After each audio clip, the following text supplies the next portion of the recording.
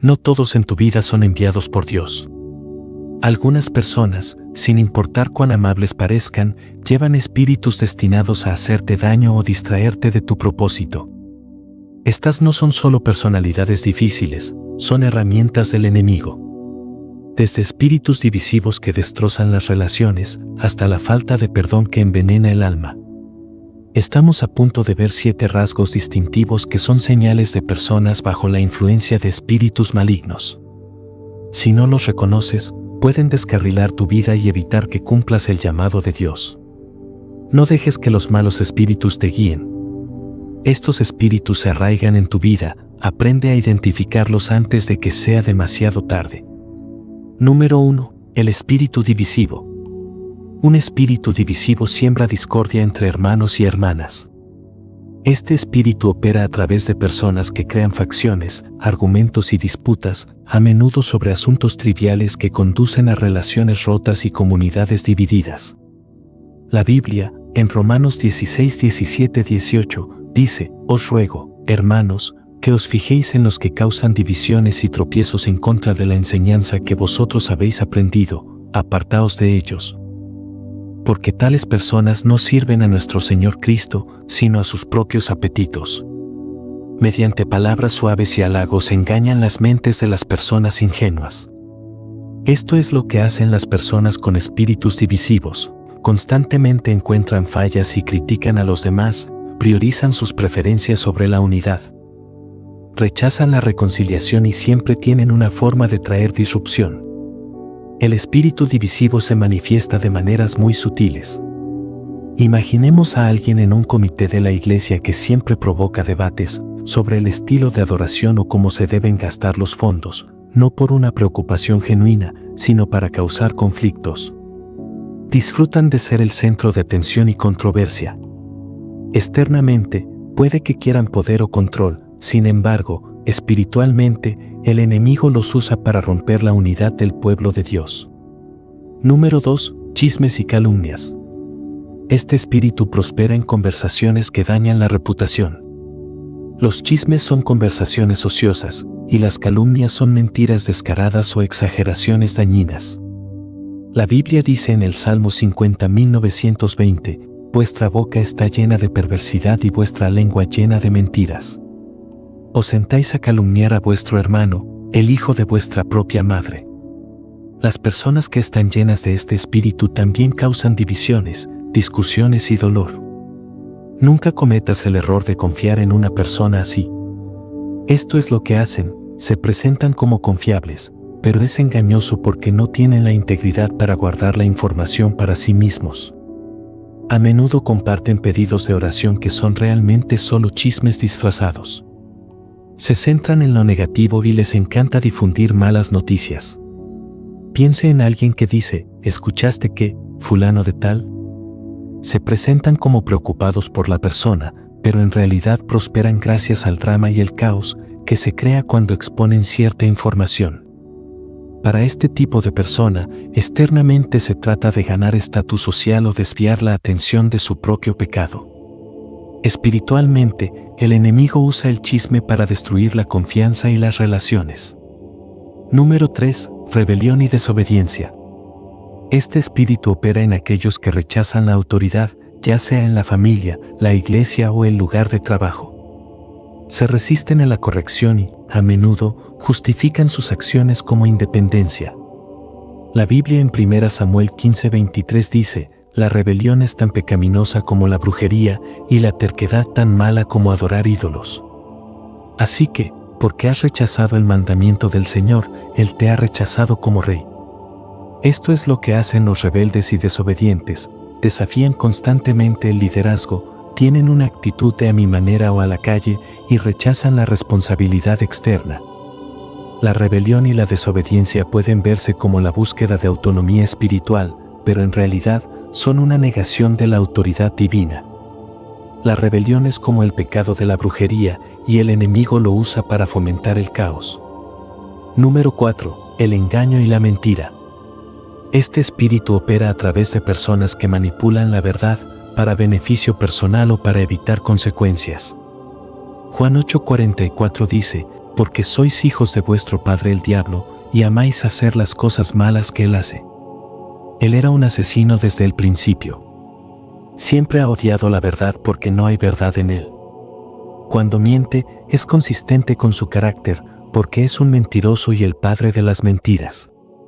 Aquí están los rasgos clave de una persona así: son hábiles para distorsionar los hechos, tienen un historial de promesas incumplidas, ponen excusas para justificar sus mentiras, y engañan sin pensar dos veces en el impacto que sus mentiras pueden causar. Imagina tener un colega que te asegura que ha completado una tarea, pero es una mentira. Sigue mintiendo para evitar el enfrentamiento. Incluso fabrican pruebas para cubrir sus huellas. Externamente, quieren evitar la vergüenza o ganar una ventaja. Espiritualmente, se alinean con Satanás, el padre de las mentiras. Número 5. Orgullo y arrogancia. Este espíritu opera a través de personas que se elevan por encima de los demás, anhelando el reconocimiento y luchando por admitir su necesidad de la gracia de Dios. Por un segundo, imagina a una persona en un barco que se hunde, rechazando un bote salvavidas porque cree que puede salvarse a sí misma. Un corazón endurecido está marcado por el orgullo y la autosuficiencia, resistiendo el humilde reconocimiento de nuestra necesidad de Dios en cada aspecto de la vida. En Proverbios 16:5 se dice: todo aquel que es arrogante de corazón es abominación al Señor, tenga la seguridad de que no quedará sin castigo. La Biblia en 1 Timoteo 3:6 también dice que un líder de la iglesia no debe ser un nuevo creyente, porque podría volverse orgulloso y el diablo lo haría caer.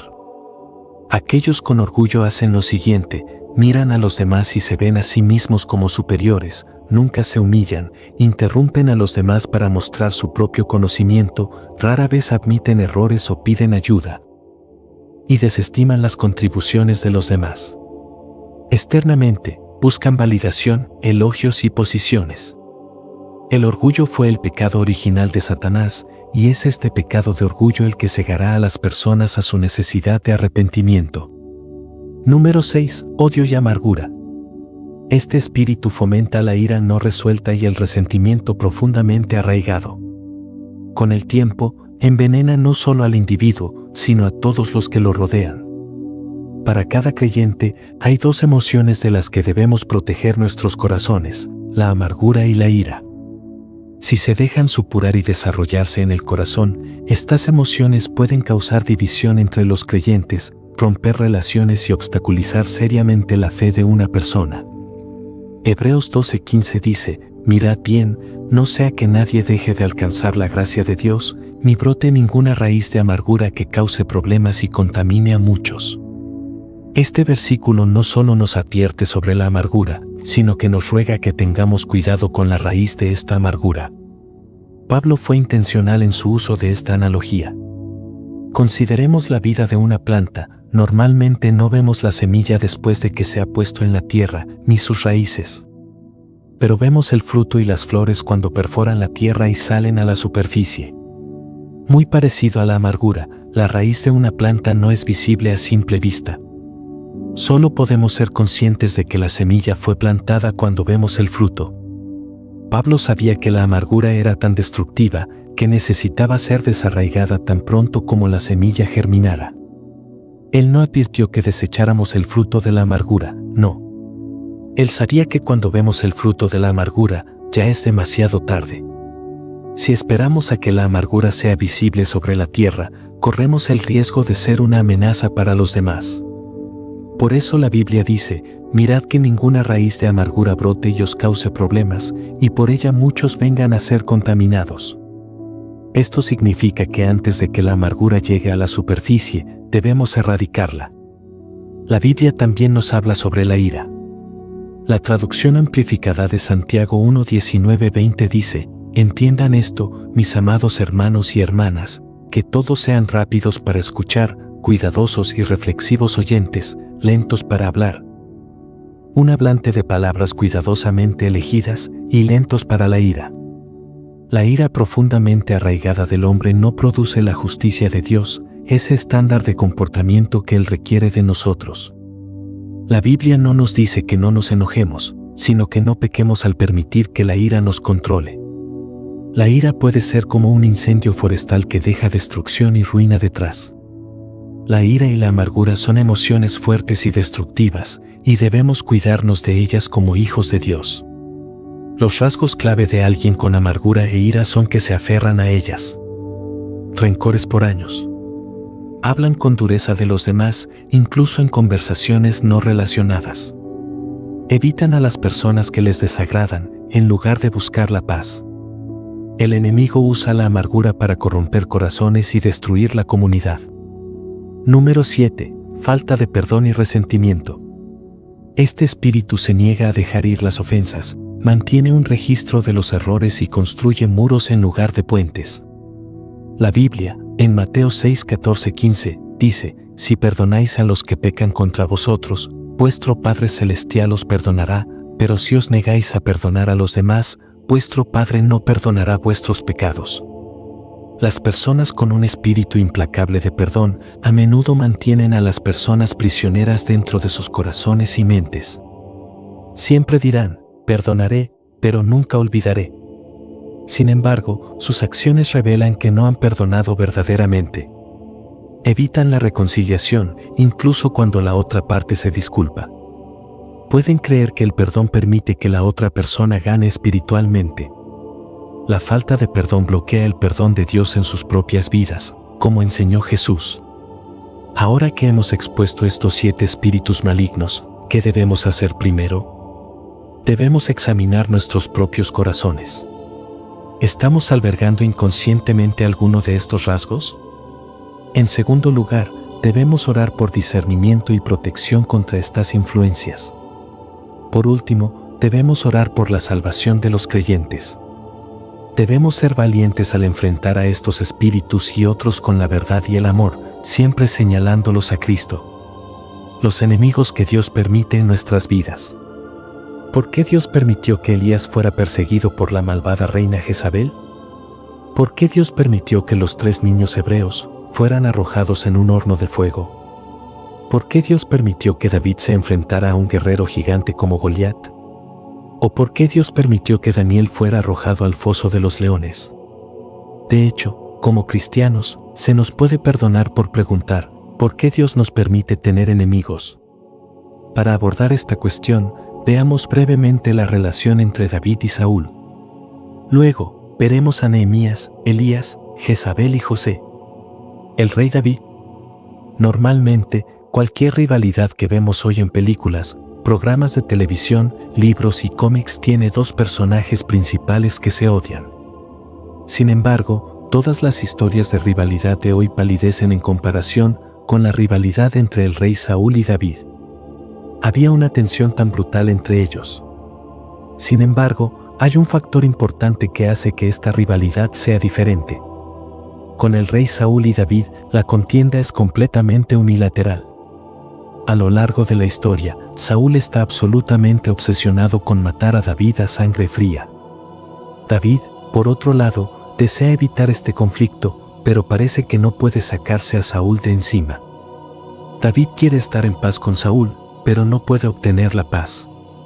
En 1 Samuel 18:6-9, vemos cómo Saúl comienza a odiar a David y se convierte en su enemigo. David y Saúl, junto con el ejército de Israel, regresaron de una gran victoria contra los filisteos, como se ve en el capítulo 17. David logró la poderosa tarea de derrotar a Goliat. Esta es una de las historias más icónicas y celebradas que los cristianos aprecian hoy. La gente en la ciudad estaba tan feliz que cantaban canciones. Aquí es donde las cosas se ponen feas para David. Saúl se enfurece de celos. Las damas de la ciudad salen cantando una canción de triunfo y dicen: Saúl ha matado a sus 1000 y David a sus 10,000. A David se le atribuye matar a 10,000, mientras que a Saúl solo se le atribuye haber matado a 1000. En mi opinión, Saúl aún no ha logrado. Tiene mucho con que contentarse. Es el rey, mujeres hermosas cantan canciones sobre él y se le atribuye ser un poderoso guerrero, responsable de matar miles de enemigos de la nación de Israel. No está nada mal. Sin embargo, el versículo 9 nos dice que desde ese momento en adelante, Saúl y David ya no podrían vivir en paz. Los siguientes eventos consisten en capítulos y capítulos de Saúl, haciendo todo lo que estaba en su poder para eliminar a David. Muchos salmos provienen de este periodo. David estaba constantemente sin energías, solo tratando de escapar de la muerte a manos del rey Saúl. Había pocas cosas más deprimentes en las que pensar que en tu propia familia queriendo hacerte daño. Sé que esta es una triste realidad para muchas personas en el mundo hoy en día. Muchas personas son lastimadas incluso por sus propios familiares. A veces, Dios permite que estos enemigos opriman a su pueblo, a pesar de que se supone que son las relaciones más cercanas que un hombre o una mujer pueden tener en esta vida. Les diré que, incluso en estas realidades oscuras, Dios puede usarlo para bien. Dios estuvo con José en cada paso de su camino, y Dios está con nosotros en cada paso también. Él pudo usar la horrible situación en la que se encontraba José y logró cosas asombrosas para su pueblo a través de él. Dios permitió que la corta victoria que los enemigos de José tuvieron sobre él diera forma al curso de los hijos de Israel durante muchos años por venir. Tal vez haya enemigos que haya tenido personalmente, incluso algunos que podrían haber sido sus propios parientes. Tal vez Dios use estos eventos para ayudar a otros en el futuro. Nunca minimizaría ni aprobaría algo malo que una persona haya pasado, incluso si provino de su propia familia, pero si quiero darles esperanza, Dios está presente en todo esto y puede usarlo para bien.